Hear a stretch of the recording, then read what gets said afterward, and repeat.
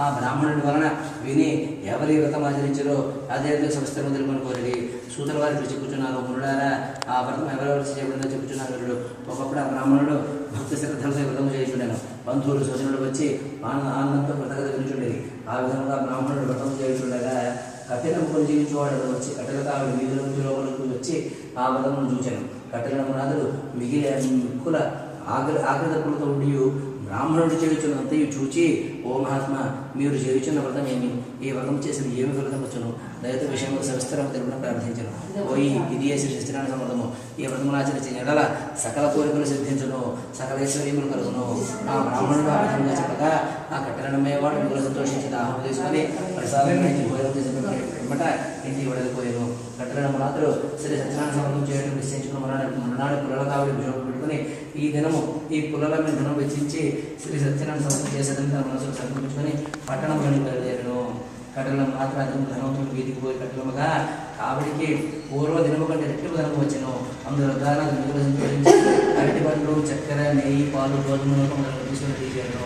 తర్వాత 19 ఆహ్వానించి యథావిధిగా సత్యనారాయణ ఆచరించాను. ఆ వ్రత ప్రభావం వల్ల ధనమును ఇప్పుడు ప్రజలకు సంతోషం పొంది జీవితకాలం అనుభవించి అంతిమ స్వర్గలోకంలో ఉన్నాను. ఇది విద్యోజ సమాప్త.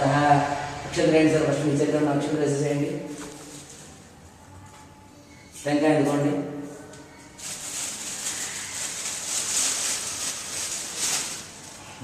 కొనండి సార్. ద్వితీయోధ్యాయ సమాప్తానంతర శ్రీ స్వామి దత్తాభ్యో నమః. నారికేళ నివేదయ సమర్పయామి.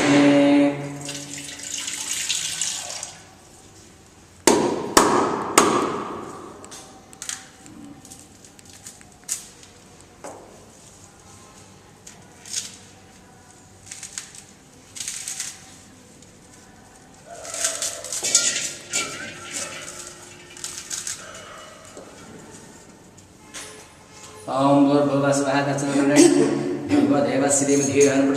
सत्यं पार्थेरपरिशब्दमस्तमस्तमस्तमसे चेजुजुलो ओम प्राणाय स्वाहा ओम अपाराय स्वाहा ओम ज्ञानाय स्वाहा ओम दानाय स्वाहा ओम समानाय स्वाहा ओम ब्रह्मणाय स्वाहा मध्ये मध्ये अमृतपानं समर्पयामि उत्तराभिधानं उत्तरा ओसनं हस्तप्रक्षालयां शुद्ध आचमनीयं समर्पयामि. चिपलटपंడి సార్. ఇదిగోండమ్మా ఏది దుర్వినియోగం ఉంటుంది. ఆద తృతీయోధ్యాయ ప్రారంభ. ఓం ఓం శ్రేష్ఠులారా, ఇంకొక కథ చెప్పదనుడు.